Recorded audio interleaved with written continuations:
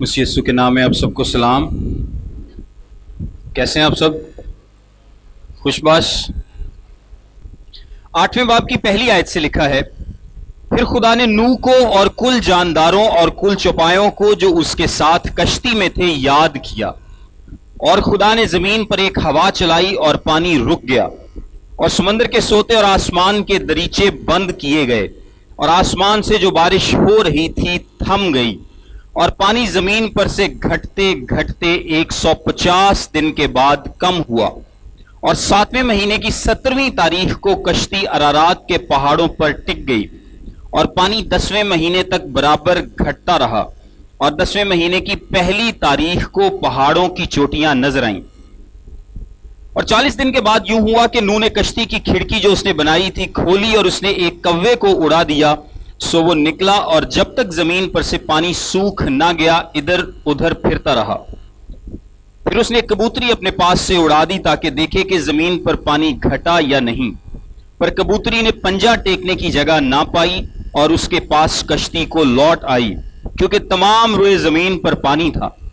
تب اس نے ہاتھ بڑھا کر اسے لے لیا اور اپنے پاس کشتی میں رکھا، اور 7 دن ٹھہر کر اس نے اس کبوتری کو پھر کشتی سے اڑا دیا، اور وہ کبوتری شام کے وقت اس کے پاس لوٹ آئی، اور دیکھا تو زیتون کی ایک تازہ پتی اس کی چونچ میں تھی۔ تب نوح نے معلوم کیا کہ پانی زمین پر کم ہو گیا۔ تب وہ 7 دن اور ٹھہرا، اس کے بعد اس کبوتری کو ہوا اڑا دیا، پر وہ اس کے پاس پھر کبھی نہ لوٹی۔ اور 600 برس کے پہلے مہینے کی پہلی تاریخ کو یوں ہوا کہ زمین پر سے پانی سوکھ گیا، اور نوح نے کشتی کی چھت کھولی اور دیکھا کہ زمین کی سطح سوکھ گئی ہے، اور دوسرے مہینے کی 27ویں تاریخ کو زمین بالکل سوکھ گئی۔ تب خدا نے نوح سے کہا کہ کشتی سے باہر نکلا، تو اور تیرے ساتھ تیری بیوی اور تیرے بیٹے اور تیرے بیٹوں کی بیویاں، اور ان جانداروں کو بھی باہر نکال لا جو تیرے ساتھ ہیں، کیا پرندے، کیا چوپائے، کیا زمین کے رینگنے والے جاندار، تاکہ وہ زمین پر کثرت سے بچے دیں اور بارور ہوں اور زمین پر بڑھ جائیں۔ تب نوح اپنی بیوی اور اپنے بیٹوں اور اپنے بیٹوں کی بیویوں کے ساتھ باہر نکلا، اور سب جانور، سب رینگنے والے جاندار، سب پرندے اور سب جو زمین پر چلتے ہیں اپنی اپنی جنس کے ساتھ کشتی سے نکل گئے۔ تب نوح نے خداوند کے لیے ایک مذبح بنایا، اور سب چوپایوں اور پاک پرندوں میں سے تھوڑے سے لے کر اس مذبح پر سوختنی قربانیاں چڑھائیں، اور خداوند نے ان کی راحت انگیز خوشبو لی۔ اور خداوند نے اپنے دل میں کہا کہ انسان کے سبب سے میں پھر کبھی زمین پر لعنت نہیں بھیجوں گا، کیونکہ انسان کے دل کا خیال لڑکپن سے برا ہے، اور نہ پھر سب جانداروں کو جیسا اب کیا ہے ماروں گا، بلکہ جب تک زمین قائم ہے بیج بونا اور فصل کاٹنا، سردی اور تپش، گرمی اور جاڑا، دن اور رات موقوف نہ ہوں گے۔ آمین۔ یہ میں نے 8ویں باب کی تلاوت کی ہے آپ کے سامنے، پیدائش کی کتاب اس کا 8واں باب۔ تھوڑی سی میں ٹائم لائن آپ کو بتاتا چلوں کہ ٹائم لائن کس طرح سے ہے۔ ہم نوح کے طوفان کی بات کر رہے ہیں کہ نوح جب کشتی میں سوار ہوا تو خدا نے جب اس کو کہا کہ تمام جانداروں کو لے کر اندر چلا جا، تو اس کے کتنے دن بعد آیا تھا طوفان؟ 7 دن کے بعد۔ 7 دن کے بعد طوفان آیا۔ اور یہ جو ٹائم لائن ہے، جو 370 دن کی ٹائم لائن ہے، یہ نوح کی زندگی کے ساتھ اس کا ریلیشن ہے، کہ نوح کی عمر کے ساتھ، کیونکہ اس وقت تو کوئی کیلنڈر نہیں ہے، کوئی کیلنڈر نہیں ہے جس کے حساب سے ہم دیکھیں کہ سن اتنے میں اس کا یہ مہینہ تھا، کیونکہ مہینوں کا بھی ہمیں یہاں سے ہی آئیڈیا ہوتا ہے۔ سو یہ نوح کی عمر کے حساب سے سال لکھے گئے ہیں۔ سو اگر آپ پیدائش کی کتاب کا 7واں باب اور اس کی 11ویں آیت دیکھیں تو وہاں پر لکھا ہے کہ نوح کی عمر 600 سال تھی، اور اس کے دوسرے مہینے کی 17ویں تاریخ کو، بلکہ آپ دیکھ لیں پیدائش کی کتاب اس کا 7واں باب اور 11ویں آیت، نوح کی عمر کا 600واں سال تھا کہ اس کے دوسرے مہینے کی ٹھیک 17ویں تاریخ کو بڑے سمندر کے سب سوتے پھوٹ نکلے اور آسمان کی کھڑکیاں کھل گئیں۔ نوح کی عمر کتنی ہے؟ اس کی عمر کا 600واں سال ہے، دوسرا مہینہ ہے، اور 17 تاریخ ہے جس دن آسمان سے بارش شروع ہو گئی، اور آسمان سے بھی بارش شروع ہو گئی اور زمین کے سوتے بھی پھوٹ نکلے۔ اور ہم نے اس کو ڈسکس کیا تھا کہ یہ بارش اوپر آسمان سے بھی ہوئی ہے اور نیچے زمین سے بھی پانی نکل آیا ہے. اور اس سے پہلے کا ماحول بھی ہم دیکھ چکے ہیں کہ اس سے پہلے زمین جو ہے اس کو پانی کہاں سے ملتا تھا؟ نیچے سے پانی ملتا تھا. زمین سے کوہر اٹھتی اور اس کو سیراب کرتی تھی. اور جیسا کہ کہا جاتا ہے بارش نہیں تھی، بارش اس سے پہلے نہیں تھی. اور ایک جس طرح کینوپی ہے جس کو ہم کہتے ہیں کہ جی جب خدا نے دوسرے دن فضا کو بنایا اور پانی کو پانی سے جدا کیا تو یہی مانا جاتا ہے کہ دو پانیوں کو جدا کیا گیا تھا. ایک پانی ہوا میں معلق تھا اور دوسرا پانی نیچے سمندر کی صورت میں تھا. یہ جو 40 دن بارش ہوتی رہی ہے یہ وہ پانی تھا جو اوپر فضا میں تھا اور یہ نیچے آیا ہے. کیونکہ اگر آج بھی سائنسی لحاظ سے آپ دیکھیں کہ سارے بادل برس جائیں تو 40 دن تک زمین پر بارش نہیں ہو سکتی. آج بھی جتنے بادل ہیں اس دنیا میں اگر وہ سارے بھی برس جائیں تو 40 دن تک بارش نہیں ہو سکتی. اتنی کیپیسٹی نہیں ہے بادلوں میں، اتنا پانی نہیں ہے. اور اگر سارے بادل برس جائیں تو ایک کیلکولیشن کے مطابق زمین پر جو پانی میں فرق پڑے گا وہ صرف 1 انچ سے بھی کم ہوگا. کسی علاقے کی بارش کی بات نہیں کر رہا، اگر پوری دنیا میں بارش ہو تو پوری دنیا میں 1 انچ سے کم فرق پڑے گا. اور اتنے بادل ہیں ہی نہیں کہ 40 دن تک پوری دنیا میں وہ برس سکیں. سو اس کا یہی مطلب ہے، یہی مانا جاتا ہے کہ وہ جو پانی ہوا میں معلق تھا، فضا کے اوپر تھا، وہ پانی بارش کی صورت میں نیچے آیا، جس کا لکھا نا آسمان کی کھڑکیاں کھل گئی. بیسیکلی وہ پانی آیا اور 40 دن تک آتا رہا. اور اس کے بعد جو سمندر کریٹ ہوئے ہم آگے جا کر اس پر بات بھی کرتے ہیں. سو 40 دن تک یہ بارش ہوتی رہی ہے اور 40 دن کے بعد یہ بارش رک جاتی ہے اور پانی زمین پر اتنا زیادہ ہو گیا. اب اگر آپ جمع کریں کہ اس کی عمر کا 600واں سال ہے، دوسرا مہینہ اور 17واں دن ہے، 17 تاریخ ہے، تو اس میں 40 دن اور شامل کریں تو یہ بنتا ہے تیسرا مہینہ اور 27 تاریخ. تیسرا مہینہ اور یہاں پر مہینہ آپ نے ایگزیکٹ 30 دن والا لینا ہے کیونکہ پیدائش کی کتاب میں اس کو 30 دن والا ہی کنسیڈر کیا گیا ہے. سو یہ بنتا ہے تیسرا مہینہ اور اس کی 27 تاریخ. اس کے بعد 8ویں باب کے شروع میں لکھا ہے کہ 150 دن تک پانی چڑھتا رہا. کتنے دن؟ 150. اب پانی 150 دن چڑھتا رہا. 150 میں یہ پچھلے 40 شامل ہیں کیونکہ جب بارش ہو رہی تھی تب بھی پانی چڑھ رہا تھا. تو 40 دن کے بعد جب بارش رک گئی ہے تو یہ پانی 150 دن تک اوور آل چڑھتا رہا ہے زمین کے سوتے اور مطلب اوور آل جن بھی سورسز سے پانی آ رہا تھا. یہ ٹوٹل دن کتنے بنتے ہیں؟ 150 شامل کر لیں، بلکہ 110 شامل کریں 40 بارش والے نکال کے، تو یہ بنتا ہے 7واں مہینہ اور اس کی 17 تاریخ. 7واں مہینہ اور اس کی 17 تاریخ. پہلے آپ نے 40 دن جمع کیے، پھر آپ نے 110 دن جمع کیے. پھر اس کے بعد 8ویں باب کی 5ویں آیت میں لکھا ہے کہ 10ویں مہینے کے پہلے دن، کیا لکھا ہے 5ویں آیت میں؟ 10ویں مہینے کی پہلی تاریخ کو پہاڑوں کی چوٹیاں نظر آئیں. دوسرے مہینے میں طوفان آیا اور 10ویں مہینے کی پہلی تاریخ کو. اور اس کے بعد نیکسٹ لکھا ہے کہ اس نے 40 دن مزید ویٹ کیا ہے. کتنے دن؟ 40 دن. اور اگر یہ 40 بھی شامل کر لیں تو یہ بن جاتا ہے 10ویں مہینے کی پہلی ہے تو پھر یہ 11ویں مہینے کی 11 تاریخ بن جاتی ہے. پھر اس کے بعد وہ کوے کو اڑاتا ہے، 7 دن وہ ویٹ کرتا ہے، 7 دن یہ شامل کر لیں تو یہ بنتی ہے 11ویں مہینے کی 18 تاریخ. پھر اس کے بعد وہ کبوتری کو اڑاتا ہے، کبوتری 7 دن کے بعد یعنی وہ واپس آتی ہے اور اس کو کوئی جگہ نہیں ملتی تو 7 دن یہ شامل کر لیں تو یہ بنتی ہے 11ویں مہینے کی 25 تاریخ. اور پھر کبوتری کو وہ دوبارہ اڑاتا ہے 7 دن کے بعد اور یہ بنتی ہے 12ویں مہینے کی 2 تاریخ. اس کے بعد کبوتری جو ہے وہ واپس نہیں آتی. اس کے بعد وہ واپس نہیں آتی. اب اگر 13ویں آیت دیکھیں تو یہاں پہ لکھا ہے اور 600 پہلے برس کی پہلے مہینے کی پہلی تاریخ کو یوں ہوا کہ زمین پر سے پانی سوکھ گیا. 600ویں سال میں طوفان آیا اور 601 سال اس کا پہلا مہینہ اور پہلی تاریخ کو یہاں پر 1 سال سے تھوڑا سا کم پیریڈ ہے، اور اس کے بعد مزید اگر آپ 14ویں آیت دیکھیں تو لکھا ہے دوسرے مہینے کی 27ویں تاریخ کو زمین بالکل سوکھ گئی. کتنی تاریخ؟ 27ویں. طوفان آیا کون سا تھا؟ 600ویں سال کے پہلے مہینے کی 17 تاریخ کو، اور وہ نکلیں گے کب؟ 601 سال 27 تاریخ کو. تو آسان ہی ہے، 1 سال 10 دن،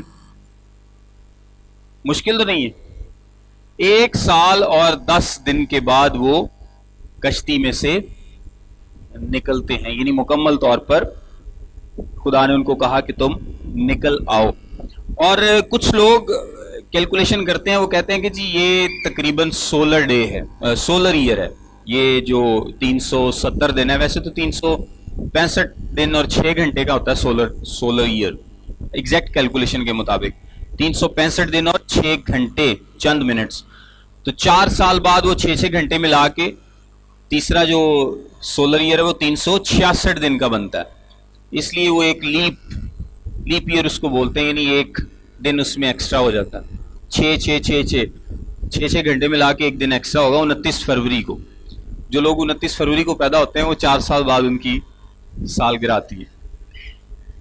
یہودی کیلنڈر میں بھی ایک لیپ منتھ ہوتا ہے. آپ کو پتا ہے یہودی کیلنڈر جو ہے وہ مارچ یا اپریل سے سٹارٹ ہوتا ہے، اور ان کا کیلنڈر ہے چاند کے حساب سے. اگر کیلنڈر چاند کے حساب سے ہوگا تو وہ ہمیشہ سولر ایئر سے یعنی سورج کے کیلنڈر سے چھوٹا ہوگا. تو وہ کیا کرتے ہیں، وہ 4 سال بعد 12 مہینے کی بجائے نا ایک 13واں مہینہ پورا شامل کر لیتے ہیں.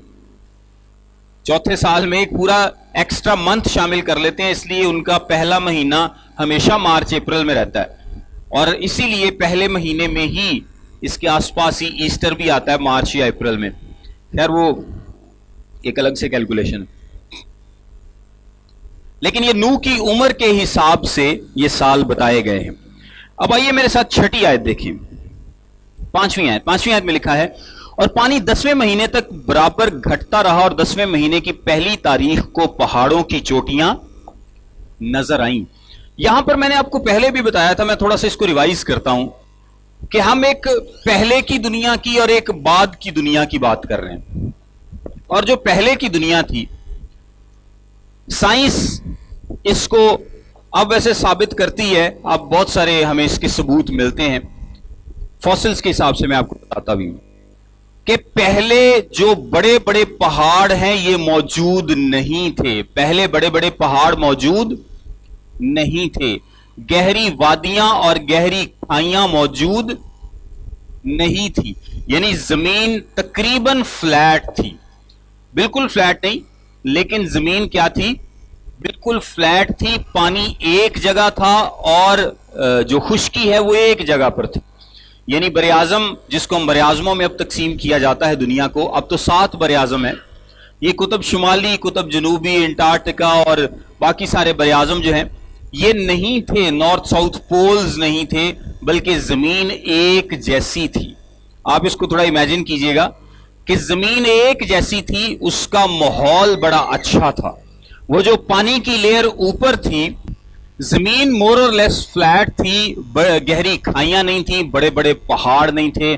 زمین کا موسم بڑا اچھا تھا، جس طرح ٹراپیکل ہوتا ہے، کوئی زیادہ نمی نہیں، زیادہ موسموں کی شدت نہیں، اس میں ہوا بہت زیادہ تیز ہوا نہیں، یعنی آندھیاں نہیں تھی، کوئی چیز نقصان پہنچانے والی ایسچ نہیں تھی. اور جو زمین کے اوپر کا پانی ہے، یہ جو سورج سے خطرناک شعائیں نکلتی ہیں ان کو روکتا تھا. اور اس سارے سازگار ماحول کی وجہ سے انسانوں کی اور جانوروں کی عمریں بہت زیادہ تھی. انسان 900 سال تک زندہ رہ رہے تھے کیونکہ ماحول بڑا سازگار تھا. آپ کے پاس شدت نہیں ہے، گرمی سردی اس طرح سے نہیں ہے، یعنی موسم کی شدت نہیں ہے، بارشیں نہیں ہیں، آندھی طوفان نہیں ہے. زمین کا ماحول بڑا اچھا ہے، ٹیمپریچر، کلائمیٹ سب کچھ بڑا اچھا ہے. یہ پہلے کی زمین تھی. یہ عدن سے ملتی جلتی زمین ہے، باغ عدن سے ملتی جلتی، جب خدا نے شروع میں اس کو بلیس کیا. لیکن یہ جو بعد کی زمین ہے، یعنی جب طوفان آیا، یہ بالکل اس سے فرق تھی. اور اس لحاظ سے فرق تھی کہ جب زمین کے سوتے پھوٹ نکلے ہیں تو کہا جاتا ہے کہ یہ والکینک ایرپشنز تھی، یہ آتش فشاں تھے جو پھٹے اور جنہوں نے زمین کی کرسٹ کو، اس کی سطح کو ہلا کر رکھ دیا، اور پہاڑ اوپر کو نکل آئے اور کھائیاں نیچے کو بن گئیں، اور بعد میں یہ جو پانی ہے آہستہ آہستہ سیٹل ہوا۔ یعنی آپ یہ سمجھ لیں کہ جو سمندر ہیں یہ زیادہ چوڑے تھے لیکن اتنے گہرے نہیں تھے، اور جو خشکی ہے اس پر پہاڑ نہیں تھے۔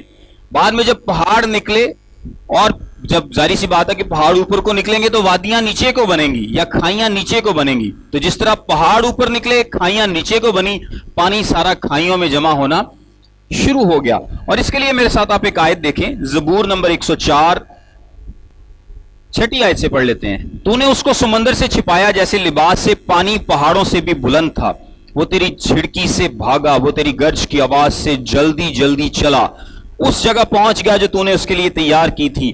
یہاں پر غور کیجئے گا، پہاڑ ابھر آئے، وادیاں بیٹھ گئیں، پہاڑ ابھر آئے اور وادیاں بیٹھ گئیں۔ یہی مانا جاتا ہے کہ اس وقت یہ سارے پہاڑ ابھر کر بہت اونچے اونچے ہو گئے۔ اور آپ اس کا ثبوت بھی میں آپ کو ایک دیتا ہوں۔ اس کے ثبوت کے طور پر اگر آپ دیکھیں تو جو پہاڑوں کی جو کمپوزیشن ہے نا، جو پہاڑ کے پتھر ہوتے ہیں، جو راکس ہوتی ہیں، یہ 3 قسم کی ہوتی ہیں، اور اس میں جو اوپر والی راک ہوتی ہے اس کو بولتے ہیں سیڈیمنٹری راک۔ کیا بولتے ہیں؟ Sedimentary rock. اور یہ جو سیڈیمنٹری راک ہوتی ہے یہ بیسیکلی پہاڑ کے اوپر، اگر آپ آج پہاڑوں کی چوٹیوں کو دیکھیں تو سیڈیمنٹری راکس جو ہیں یہ پہاڑوں کے بالکل اوپر ہیں، حالانکہ یہ لیئر سے جب سٹراٹا بنتا ہے، تھوڑی اوکھی گل ہے چلیں، تو یہ لیئر سے بنتی ہے، یہ زمین کے اوپر ہونی چاہیے تھی۔ جو سیڈیمنٹری راکس ہیں یہ زمین کے اوپر ہونی چاہیے تھیں، لیکن اب یہ سیڈیمنٹری راکس پہاڑوں کے بالکل ٹاپ پر پائی جاتی ہیں۔ آسان الفاظ میں کہ یہ بالکل زمین کے اوپر ہی تھیں، یہ بالکل زمین کے اوپر ہی تھی، لیکن جب پہاڑ ابھرے ہیں، جب پہاڑ اونچے ہوئے ہیں تو یہ بھی اونچی ہو گئی ہیں ان کے ساتھ ہی۔ ایک اور میں آپ کو بات بتاتا ہوں، سمجھ آئی اس بات کی آپ کو کہ ایک چیز آپ کی زمین پر ہونی چاہیے، اور جب پہاڑ ابھر کے یہاں سے وہ 100 فٹ اوپر چلا جائے وہ چیز بھی اوپر چلی جائے گی، بالکل یہی بات۔ اسی طرح ہمالیاز کے جو پہاڑ ہیں، کوہ ہمالیہ جو ہے وہ رینج جو ہے 18,000 فٹ کی بلندی پر آپ کو فوسلز ملتے ہیں، یعنی جانوروں کے باقیات ملتے ہیں، اور بھی چیزوں کے، جانوروں درختوں کے باقیات کو فوسلز کہتے ہیں۔ 18,000 فٹ کی بلندی پر، تو وہاں پر وہ کیسے پہنچ گئے؟ تو بیسیکلی جب طوفان آیا، جب یہ پہاڑ ابھرے ہیں تو یہ فوسلز کو، جو جانور مر گئے، اور پچھلی دفعہ ہم نے میمتس کی بھی بات کی تھی جو بڑے بڑے جانور تھے، جس طرح ڈائنوسورس کی بات کی جاتی ہے، یہ ایسی لوکیشنز پر ملے ہیں کہ وہاں پر وہ زندہ ہی نہیں رہ سکتے۔ یعنی وہ گھاس کھانے والے جو جانور ہیں ان کا نارتھ ساؤتھ پول یا سربیا میں کیا کام ہے جہاں پر ہے ہی برف ساری، لیکن وہاں سے ان کی جو ریمینز یا فوسلز یا ہڈیاں ملتی ہیں، تو اس کی ایک ہی صرف ایکسپلینیشن ہے کہ کوئی چیز ہوئی ہے ایسی تاریخ میں جس نے ان جانوروں کی لاشوں کو اتنی دور دھکیل دیا ہے، اور دھکیل دیا سائنس کہتی ہے کہ اس کا سبب کوئی شہاب ثاقب ہو سکتا ہے، یا اور مختلف ریزنز بتانے کی کوشش کرتے ہیں کہ کیوں یہ جانوروں کی لاشیں جو ہیں یہ اتنی برف کے نیچے پائی جاتی ہیں، یا کیوں ہمالیہ کے پہاڑوں پر 18,000 فٹ کی بلندی پر بھی لاشوں کے ریمینز یا ہڈیوں کے ٹکڑے ملتے ہیں۔ تو اس کی وجہ بیسیکلی یہ ہے کہ پہلے تو یہ پہاڑ تھے ہی نہیں، پہلے تو ساری زمین ایک سی تھی، اور جہاں جہاں زمین تھی وہاں وہاں پر یہ جانور تھے۔ سو جب طوفان آیا اور جب پہاڑ ابھر آئے تو جہاں جہاں یہ مرے یہ وہاں پر ہی سارے کیا ہوئے؟ ابھر گئے ان کے ساتھ ہی پہاڑوں کے۔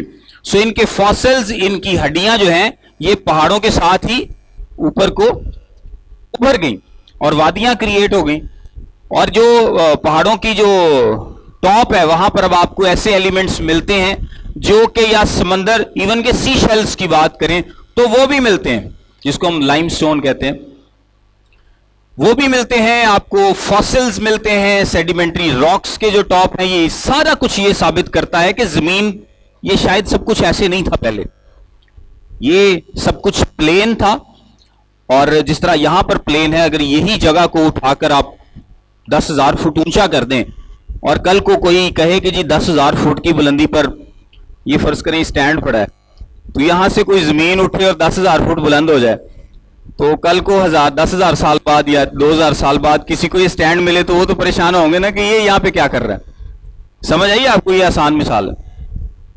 تو اسی طرح یہ جانوروں کے فاسلز اور یہ راکس اور یہ اسٹاٹا اور یہ ساری چیزیں جو میمتس، ان کی ہڈیاں، یہ ساری چیزیں آپ کو اتنی بلندی پر بھی ملتی ہیں اور بہت نیچے بھی ملتی ہیں، کیونکہ طوفان نے سب کچھ ہلا کر رکھ دیا تھا. اس نے ساری زمین کا سٹرکچر چینج کر دیا تھا. پہلے کی دنیا اور بعد کی دنیا، اس میں بہت زیادہ فرق تھا. پہلے جو دنیا آدم نے دیکھی تھی یا جو ان لوگوں نے دیکھی تھی، اور اب جو دنیا نوح دیکھے گا، اس میں بہت زیادہ فرق ہے. اور یہ جو پہاڑوں کی چوٹیاں اب نوح کو نظر آ رہی ہیں، یہ بیسیکلی پہلے تھی ہی نہیں، یہ پہلے نہیں تھی، یہ طوفان کے نتیجے میں پہاڑ نکلے ہیں اور اب نوح کو نظر آ رہے ہیں. اس کے آگے لکھا ہے، اور 40 دن کے بعد یوں ہوا کہ نوح نے کشتی کی کھڑکی کھولی جو اس نے بنائی تھی، اور اس نے ایک کوے کو اڑا دیا، سو وہ نکلا، اور جب تک زمین پر سے پانی سوکھ نہ گیا ادھر ادھر رہا. آپ میں سے ویسے کوئی بتا سکتا ہے کہ کوا کیوں اڑایا اس نے؟ کیا چیک کرنے گیا کوا؟ نہیں، لیکن مقصد کیا ہے؟ نوح نے آخر کوے کو ہی کیوں چوز کیا ہے؟ مطلب اتنے سارے پرندے سی ہوتے، کہاں ہی کیوں؟ دیکھیں، کوا جو ہے اسکیونجر ہے. بیسیکلی یہ کیا ہے؟ اس کو کچھ بھی ملتا ہے تو یہ کھا لیتا ہے. کوے کو کچھ بھی ملے گا تو یہ ایک گوشت بھی نہیں چھاڑتا. وہ کوے کو جو کچھ ملتا ہے وہ کھا جاتا ہے. بیسیکلی یہ گوشت بھی کھا جاتا ہے، مردار کچھ بھی اس کو ملے گا تو وہ کھا لے گا. اب اس کو غور سے سمجھیے گا. نوح بیسیکلی دیکھنا چاہتا تھا کہ آس پاس کیا ہے، آس پاس کیا ہے. دو جانور اس نے، دو پرندے بھیجے ہیں، ایک اس نے کوے کو بھیجا ہے اور ایک اس نے کبوتری کو یا فاختہ کو بھیجا ہے. اب کوا جو ہے یہ بیسیکلی اس کو موت کے بارے میں بتائے گا. کس کے بارے میں؟ موت کے بارے میں بتائے گا. کیوں؟ اور یہ آپ کو پتا کہ یہ کوا واپس نہیں آیا. کچھ لوگ کہتے ہیں، اچھا کچھ لوگ یہاں پر آپس میں کہتے ہیں، کچھ مفسرین کا خیال ہے کہ کوا واپس آ گیا، اور کچھ کا خیال ہے کہ وہ واپس نہیں آیا. لیکن کلام میں یہ لکھا ہے کہ وہ پھرتا رہا. سو مے بی وہ واپس آ گیا ہو، کیونکہ اس کی مسز کشتی میں تھی ابھی، تو اس کا جوڑا تو وہاں پہ ہے نا ابھی. تو مے بی کہ وہ واپس آ گیا اور مے بی کہ وہ واپس نہیں آیا. لیکن کوا بیسیکلی بتائے گا اس کو موت کے بارے میں. کس کے بارے میں؟ موت کے بارے میں. اور اگر آپ دن دیکھیں تو اس کے بعد کتنے دن ہیں؟ تقریباً 2 ماہ کا وقت ہے. اس کے بعد بھی 2-2.5 ماہ کا وقت ہے. آپ اندازہ کریں کہ کوا کہاں پہ رہا ہوگا، اس نے کھایا کیا ہوگا.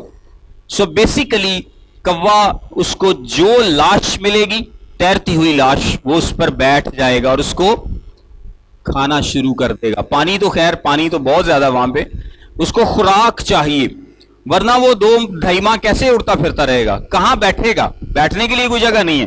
اس کا مطلب یہ ہے کہ جو بھی اس کو چیز تیرتی ہوئی وہاں پر نظر آئے گی، ملے گی، چاہے وہ کوئی لکڑی کا ٹکڑا ہو، چاہے کوئی لاش ہو، وہ اس کے اوپر بیٹھ جائے گا. اور یہی کہا جاتا ہے کہ وہ انہی میں سے کھاتا رہا، انہی تیرتی لاشوں میں سے، یا جو بھی گوشت کا اس کو ٹکڑا ملا وہ اس میں سے کھاتا رہا. کیونکہ وہ جانور، پرندہ ہی ایسا ہے، وہ کچھ بھی کھا سکتا ہے. جو کبوتری ہے وہ آپ کو پتا گوشت نہیں کھاتی، اس کو تو پتا چاہیے، یا اس کو کوئی ہرے پتوں والی کوئی چیز چاہیے کھانے کے لیے. سو کوا اس کو موت کے بارے میں بتائے گا. وہ کوے کو بھیجتا ہے تاکہ دیکھ سکے کہ موت، باہر جو موت کا سما ہے وہ ہے یا ختم ہو گیا ہے یا کیا ہے، اس کے بارے میں وہ جاننا چاہتا ہے. یہ اس کی تفسیر کی جاتی ہے کہ نوح موت کے بارے میں جاننا چاہتا تھا، موت کے منظر کے بارے میں، اس لیے اس نے کوے کو بھیجا ہے. اور کوا جاتا ہے اور واپس نہیں آتا. یہ چیز نوح کو کیا کنوے کرتی ہے؟ یہ چیز نوح کو بتاتی ہے کہ باہر موت ہی موت ہے. اس لیے کہ کوا واپس نہیں آیا، اس کا مطلب ہے کہ کوے کو کچھ کھانے کو مل گیا ہے، اور کوے کو جو کھانے کو ملے گا وہ موت کو ہی پیش کرے گا. کوے کو کھانے کو مل گیا ہے، اس لیے کوا واپس نہیں آتا. اگر کوے کو کچھ بھی نہ کھانے کو ملتا نا تو پھر کوا واپس آ جاتا, لیکن اس کا مطلب ہے کہ اس کو کھانے کو کچھ نہ کچھ مل گیا ہے. اور اب پانی اگر اتنا اونچا ہے, پہاڑوں سے بھی اونچا ہے, تو اس کو کیا ملا ہے؟ ظاہری سی بات ہے کہ گوشت یا کوئی لاشوں کے ٹکڑے یا کچھ نہ کچھ اس طرح کا ملا ہے جس پہ وہ سروائیو کر سکتا ہے. اس کے بعد آگے لکھا ہے, پھر اس نے ایک کبوتری اپنے پاس سے اڑا دی تاکہ دیکھے کہ زمین پر پانی گھٹا یا نہیں. اب کبوتری اس نے کیوں بھیجی ہے؟ اب وہ موت کا تو اسے پتا چل گیا, اب وہ زندگی دیکھنا چاہتا ہے کہ زندگی واپس آئی یا نہیں. اور اب زندگی کس چیز سے ظاہر ہوگی؟ ان ہرے پتوں سے, ہری جڑی بوٹیوں سے یا درختوں سے. خدا نے ساری زمین کو تباہ و برباد کیا ہے, لیکن سارے درختوں کو تباہ و برباد نہیں کیا. ان میں سے بہت سارے درختوں کو خدا نے بچایا ہے. اس کی وجہ یہ ہے کہ آپ دیکھیں کہ ایک سال کا تو چارہ تھا ان لوگوں کے پاس, جانوروں کے پاس ایک سال کا چارہ ہے. اور آپ کو پتا ہے کہ اس سے پہلے تو سارے لوگ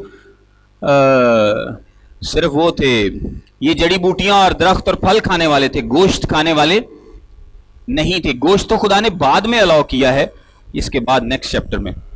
تو اس کا مطلب ہے کہ یہاں پر جتنے جانور ہیں, انسان ہیں, یہ کیا کھائیں گے؟ انہی درختوں اور جڑی بوٹیوں میں سے کھائیں گے. اب اگر ان جانوروں کو آزاد کر دیا جائے اور زمین پر کچھ بھی نہ ہو, کوئی ہری جڑی بوٹی نہ ہو, کوئی درخت نہ ہو, تو یہ کہاں سے کھائیں پیئیں گے؟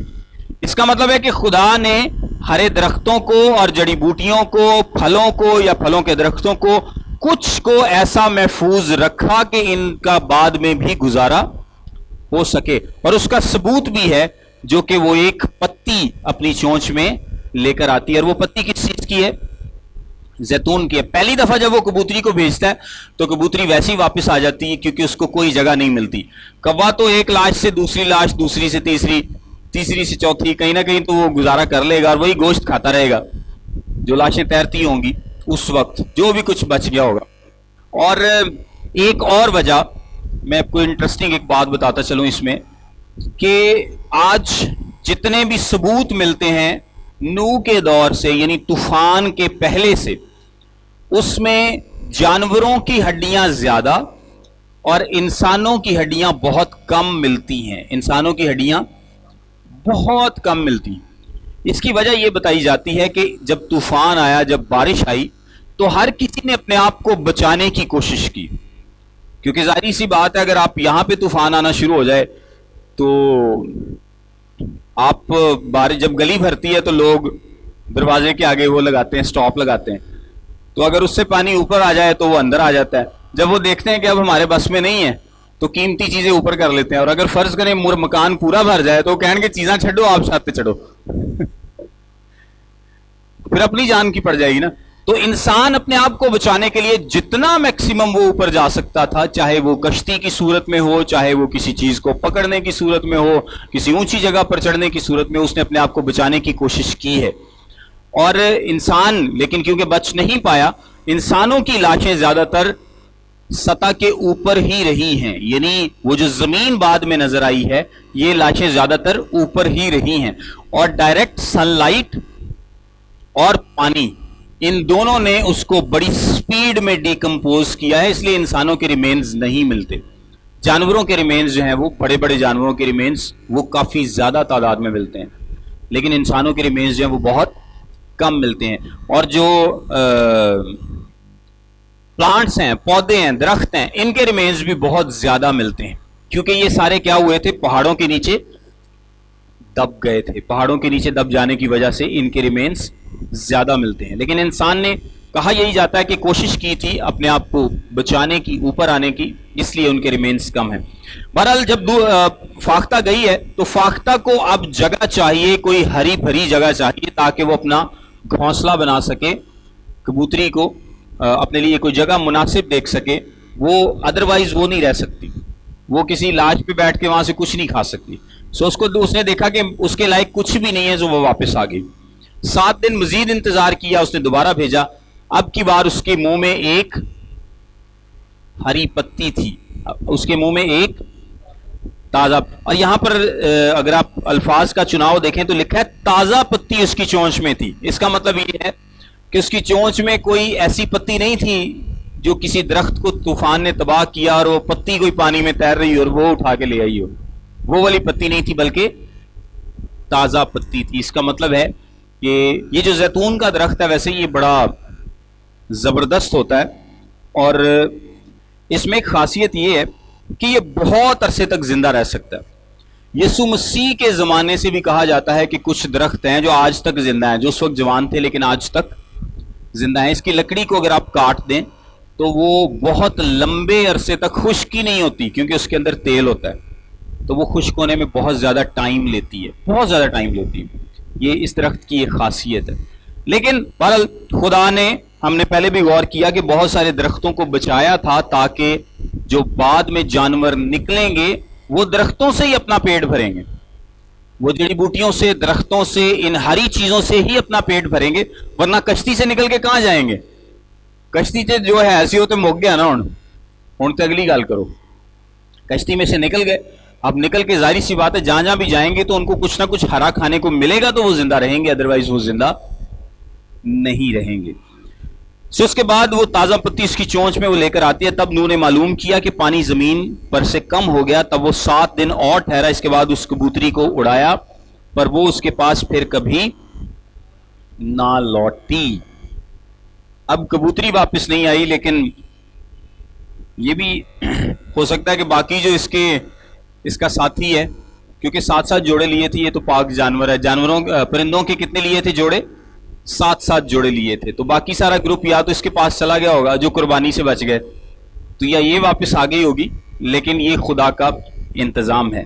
اور 600 برس کے پہلے مہینے کی پہلی تاریخ کو یوں ہوا کہ زمین پر سے پانی سوکھ گیا، اور نوح نے کشتی کی چھت کھولی اور دیکھا کہ زمین کی سطح سوکھ گئی ہے. اور دوسرے مہینے کی 27ویں تاریخ کو زمین بالکل سوکھ گئی. 15ویں آیت میں لکھا ہے تب خدا نے نوح سے کہا. اب یہ دیکھیں کہ خدا نے لاسٹ ٹائم نوح سے کلام کب کیا تھا؟ جب اس کو کہا تھا کہ تو کشتی میں آ، کشتی میں آنے کے لیے کہا تھا. اس کے بعد پورا سال خدا نے نوح سے کوئی کلام نہیں کیا.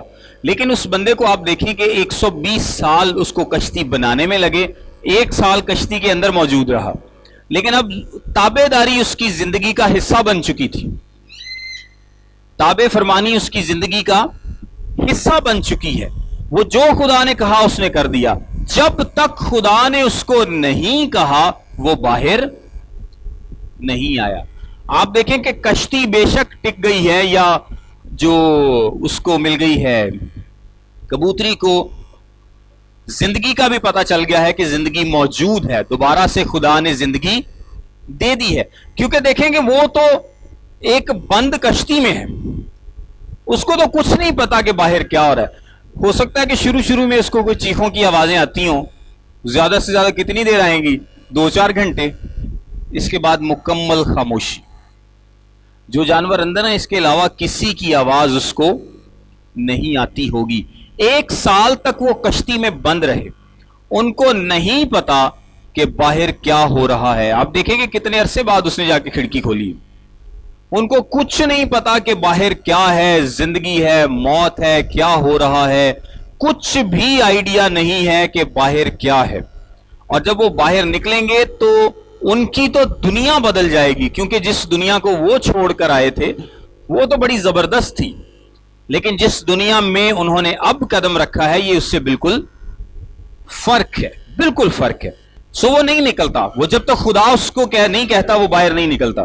پھر آگے لکھا ہے کشتی سے نکلا تو اور تیرے ساتھ تیری بیوی اور تیرے بیٹے اور تیرے بیٹوں کی بیویاں اور ان جانداروں کو بھی نکالا جو تیرے ساتھ ہیں، کیا پرندے، کیا چوپائے، کیا زمین کی رینگنے والے جاندار، تاکہ وہ زمین پر کثرت سے بچے دیں اور بارور ہوں اور زمین پر بڑھ جائیں. تب نوح اپنی بیوی اور اپنے بیٹوں اور اپنے بیٹوں کی بیویوں کے ساتھ باہر نکلا، اور سب جانور، سب رینگنے والے جاندار، سب پرندے اور سب جو زمین پر چلتے ہیں اپنی اپنی جنس کے ساتھ کشتی سے نکل گئے. یعنی جیسے خدا نے انہیں ہدایت کی ہے ویسے ہی وہ نکل گئے. یہاں پر اگر آپ نوٹ کریں تو تاریخیں بہت زیادہ لکھی ہیں. ہر بار خدا نے تاریخ لکھی ہے کہ اس مہینے کی اس تاریخ کو، اس مہینے کی اس تاریخ کو یہ ہوا، اتنے دن بعد یہ ہوا. اور یہ چیز کیا بیان کرتی ہے کہ یہ کوئی خود سے گھڑی ہوئی کہانی نہیں بلکہ تاریخ کا واقعہ ہے. یہ تاریخ کا واقعہ ہے جو کہ وقوع پذیر ہوا تھا. میرے ساتھ ایک حوالہ دیکھیں, دوسرا پطرس اس کا 3 باب 6 اور 7 آیت. لکھا ہے, انہی کے ذریعے سے اس زمانے کی دنیا ڈوب کر ہلاک ہوئی, مگر اس وقت کے آسمان اور زمین اسی کلام کے ذریعے سے اس لیے رکھے ہیں کہ جلائے جائیں, اور وہ بے دین آدمیوں کی عدالت اور ہلاکت کے دن تک محفوظ رہیں گے. اگر آپ غور کریں تو یہاں پر 2 باتیں لکھی ہیں کہ اس زمانے کی دنیا ڈوب کر ہلاک ہوئی, مگر اس وقت کے آسمان اور زمین اسی کلام کے ذریعے سے اس لیے رکھے ہیں کہ جلائے جائیں. پطرس فرق کر رہا ہے اس دنیا میں اور اس دنیا میں, اس آسمان میں یعنی فضا میں اور زمین میں, اور اس آسمان اور زمین میں. ان میں فرق ہے. جب نوح کشتی سے باہر نکلا تو اب دنیا فرق ہو چکی ہے, دنیا اب تبدیل ہو چکی ہے, اب تیز ہوا بھی چلے گی. اب میں آپ کو فرق بتاتا ہوں. جس طرح پہلے ہوا کا ذکر ہے جب خدا پیدائش کی کتاب میں باغ عدن کے پاس جاتا ہے تو وہاں پر ایک کول بریز کا یا ایک ہوا کا ذکر ہے, ٹھنڈے وقت کا ذکر ہے, اور یہ ٹھنڈا وقت عموماً اس شام کے وقت کو کہا جاتا ہے جب ہلکی ہلکی ہوا چلتی ہے. تو یہی مانا جاتا ہے کہ پہلے ہلکی ہلکی ہوا چلتی تھی جو کہ بڑی ہی کمفرٹیبل تھی. پہلی دنیا میں کیا تھا؟ ہلکی ہلکی ہوا تھی, بڑی کمفرٹیبل تھی. اب کی دنیا میں کیا ہے؟ اب کی دنیا میں آندھی ہے, طوفان ہے, جھکڑ ہے, اور اس طرح کی بہت ساری چیزیں ہیں جو بہت زیادہ نقصان پہنچا سکتی ہیں. یہ پہلے کی دنیا میں نہیں تھا. یہ ہوا کی تبدیلی ہے. پہلے کی دنیا میں موسم کیسا تھا؟ پہلے کی دنیا میں موسم تھا بڑا زبردست کلائمیٹ تھا جو کہ جسم کے لیے بہت اچھا تھا. اب کی بار کلائمیٹ میں کیا چینج آئی ہے؟ اب کی بار کلائمیٹ میں یہ چینج آئی ہے کہ شدید سردی ہوگی, کہیں کہیں شدید سردی ہوگی, کہیں کہیں شدید گرمی ہوگی, کہیں کتے کو سردی نال مار جائے گا تو کتے کوئی گرمی دے نال مار جائے. موسم برداشت سے باہر ہو جائیں گے. یعنی اتنا چینج آ گیا موسم میں. اور ہم پہلے بھی ذکر کر چکے ہیں کہ پہلے موسم ایک جیسا تھا, ساری زمین پر موسم ایک جیسا تھا. اب موسم بھی بدل گیا, ہوا بھی بدل گئی, موسم بھی بدل گیا. اب موسم میں شدت آ گئی, کہیں شدید گرمی تو کہیں شدید سردی, کہیں انسان رہ سکتے ہیں اور کہیں بالکل نہیں رہ سکتے. کلائمیٹ میں چینج آ گیا. پہلے ایک سا کلائمیٹ تھا, بڑا زبردست تھا انسانی جسم کے لیے. اب برف ایک سائیڈ پر ہو گئی ہے. اور زمین پر چینجز دیکھیں کہ زمین پر کس طرح کے چینجز آ گئے کہ پہلے ساری زمین کاشت کی جا سکتی تھی کیونکہ زمین کے نیچے سے اس کو پانی ملتا تھا. اب ساری زمین قابل کاشت نہیں رہی, بلکہ زمین کے بہت سارے حصے اس قابل بھی نہیں کہ وہاں پر انسان رہ سکے, چاہے وہ برف کی وجہ سے ہو, چاہے وہ ریت کی وجہ سے ہو, چاہے وہ کھنڈرات کی وجہ سے ہو یا اور وجوہات کی وجہ سے. لیکن اتنی بڑا زمین کا حصہ اب قابل کاشت بھی نہیں رہا. اتنی بڑی چینجز آئیں, ہوا میں چینج آئی, فضا میں چینج آئی, موسموں میں چینج آئی, اس کے بعد زمین کے کلائمیٹ میں چینج آئی. اور بارش, ڈیفینیٹلی بارش کا بہت بڑا رول ہے, بارش کا, سنو کا بہت بڑا رول ہے. یہ جو ہائیڈرولوجیکل سائیکل ہے یہ سٹارٹ ہو گیا. اب بارش بیسیکلی برکت بھی ہے, اور بارش برکت بھی ہے اور غضب اور سزا بھی ہے. بارش کو خدا برکت کے لیے بھی استعمال کرتا ہے اور سزا دینے کے لیے بھی استعمال کرتا ہے. کیونکہ یہ جو بادل پہلے وائٹ بڑے پیارے پیارے ہوں گے, اب وہ بادل کیسے ہو گئے؟ سارے کالے ہو گئے ہیں. اب بادل ڈراتے ہیں, پہلے ڈراتے نہیں تھے. اب بادل کیا ہو گئے؟ ڈرانا شروع ہو گئے. کالے تسی بدل ویندے نا ہن میہ پینا چنگا. تو جب پہلے بارش ہی نہیں تھی تو اس کا مطلب ہے کہ کالے بادل نہیں تھے. وہ جو اوزون کے اثرات جو سورج کی روشنی، سورج میں سے نکلنے والی خطرناک شعاعیں ہیں وہ زمین تک نہیں پہنچ پاتی تھیں، اب وہ پہنچ پاتی ہیں، آلدو کہ اس کو اوزون لیئر سے خدا نے کنٹرول کیا ہے۔ لیکن ان سب کے اثرات انسانی زندگی پر کیا ہوئے؟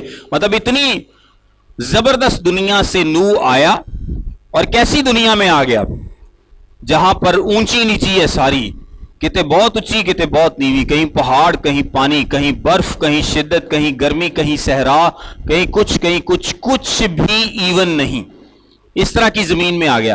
اور ان سب کے اثرات میں کیا ہوا کہ اب انسان کی عمر کم کم کم کم کم اور بہت کم ہو گئی، کیونکہ وہ بہت سارے جو آس پاس کے اثرات ہیں وہ اب اس کے جسم پر آنا شروع ہو گئے، تو اب اس کی عمر جو ہے وہ بہت کم ہونا شروع ہو گئے۔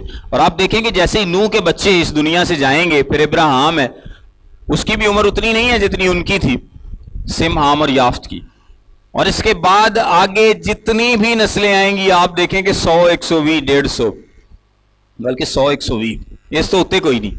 اور داؤد کے زمانے میں کیا ہے 70 ورے یا 80 ورے، وہ پاکستان میں اس سے بھی کم ہو گیا، اب یہاں پہ تو 60 اب ایوریج ایج ہے، 60 70 تک تو کوئی جاتا ہے ویسے۔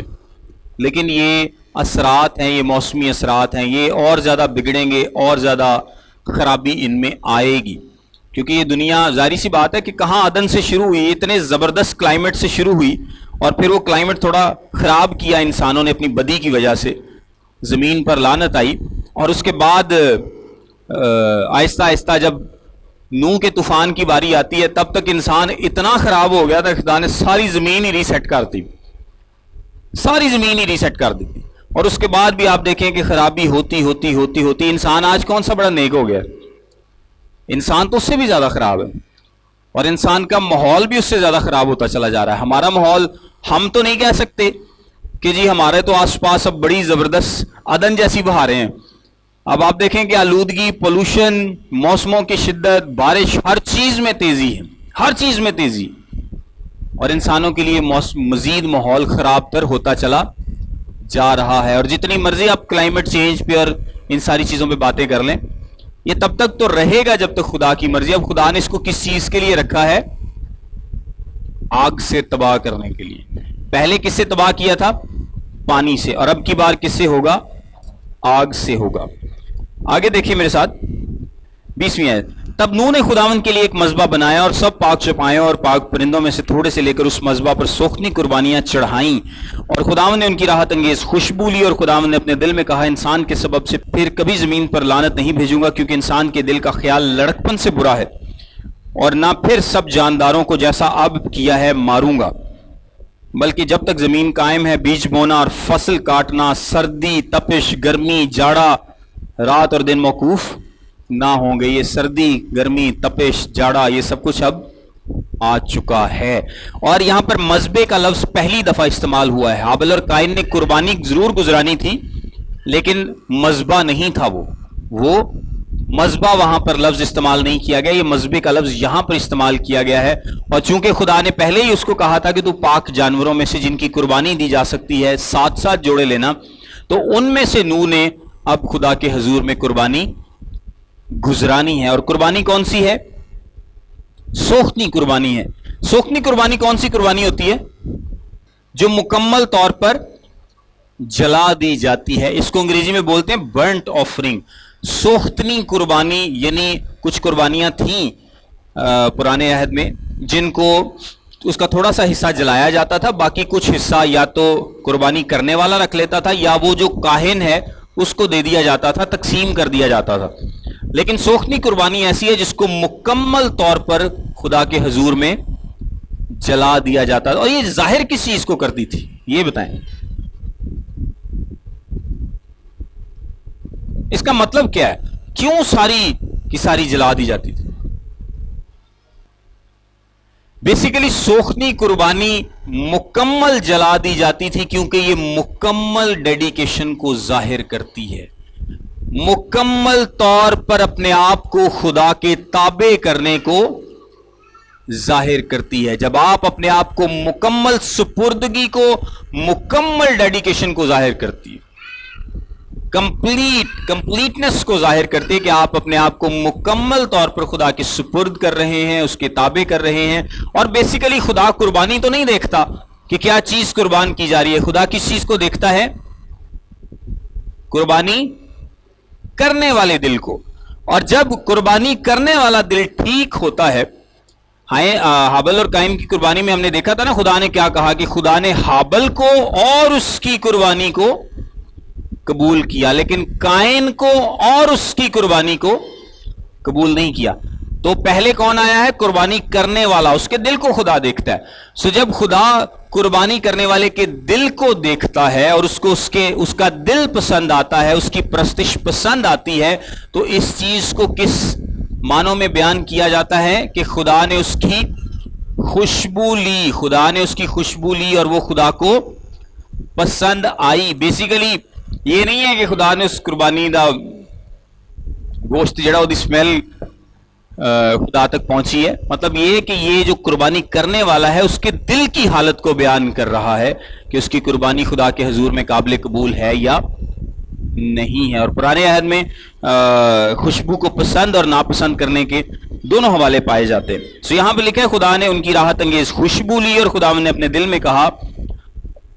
اب یہ دل میں کہا, یہ بیسیکلی اس کو ہم اس طرح کے اس معنوں میں استعمال کرتے ہیں کہ جب انسانی ٹرمز میں ہم کسی خدا کو یا خدا کے ایکشن کو ایکسپلین کرنے کی کوشش کریں انسانی ٹرمز میں, جس طرح خدا کا ہاتھ, خدا کی آنکھ. اب اس کا یہ مطلب نہیں ہے کہ خدا کی آنکھ ہے یا خدا کے ہاتھ ہیں یا خدا کے پاؤں ہیں یا خدا کا دل ہے. یہ ساری چیزیں کس میں ہیں؟ انسان میں ہیں. انسان سے ریلیٹ کر کے یہ بات بتائی گئی ہے کہ خدا نے اپنے دل میں کہا کہ انسان کے سبب سے پھر میں کبھی زمین پر لعنت نہیں بھیجوں گا, کیونکہ انسان کے دل کا خیال لڑکپن سے برا ہے. تو یہ برا ہی رہنا ہے. خدا کو پتا ہے کہ ایجدہ ہی ہے. اب یہ تو نہیں ہے کہ یہ ٹھیک ہو جائے گا. نو بھی گنہگار تھا, راست باز تو تھا کیونکہ خدا نے اس کو راست باز ٹھہرایا تھا, لیکن مکمل گناہ سے خالی وہ نہیں تھا, نہ اس کے بچے. اور اس کا ہم اظہار اگلی کلاس میں دیکھیں گے بھی کہ جو نو نے غلطی کی, جو اس نے گناہ کیا. لیکن گناہ انسان سے جدا تو نہیں ہو گیا. اب یہ تو خدا نے نہیں کہا کہ میں عدن جیسی زمین دوبارہ بنا رہا ہوں یا میں پرانی چیزیں ریسٹور کر رہا ہوں یا جو پہلے ساری دنیا تباہ کر دی, اب جو نئی دنیا یہ ویسی ہوگی جیسے عدن سے سٹارٹ ہوئی ہے. ویسا تو نہیں ہے. اب گناہ ساتھ ساتھ ٹریول کرے گا اور کرتا چلا جائے گا جب تک کہ اس گناہ پر یسوع مسیح فتح نہیں پا لیتے. اس کے بعد لکھا ہے بلکہ جب تک زمین قائم ہے بیج بونا اور فصل کاٹنا, سردی اور تپش, گرمی اور جاڑا, دن اور رات موقوف نہ ہوں گے. خدا نے ایک پیٹرن سیٹ کر دیا ہے کہ اب زمین, یہ چاند ستارے, یہ سارا کچھ اپنے سرکل سے باہر نہیں نکلیں گے. اگر چاند زمین کے گرد گھومتا ہے نا, تو ایسا نہیں ہوگا کہ چاند ایک دن جناب کسی اور پاسے تر جائے یا زمین کو عمدی نہ کسی اور پاسے تر پئی. اس طرح سے نہیں ہوگا. ہر چیز اپنے دائرے میں, اپنے قاعدے میں, اپنے قانون میں, اپنے سرکل میں رہے گی اور اس کو کوئی فرق نہیں پڑے گا جب تک کہ خدا اس کو دوبارہ سے تباہ نہیں کرتا, یعنی دوبارہ سے گناہ پر سزا نہیں لاتا. اور وہ خدا ایک دن ضرور لائے گا. جب تک زمین قائم ہے, اس کا یہ مطلب ہے کہ زمین کا ایک آخر ہے. جب تک زمین قائم ہے, اس کا مطلب ہے کہ زمین کا ایک آخر ہے اور وہ آخر ہوگا جب خدا کی مرضی ہوگی.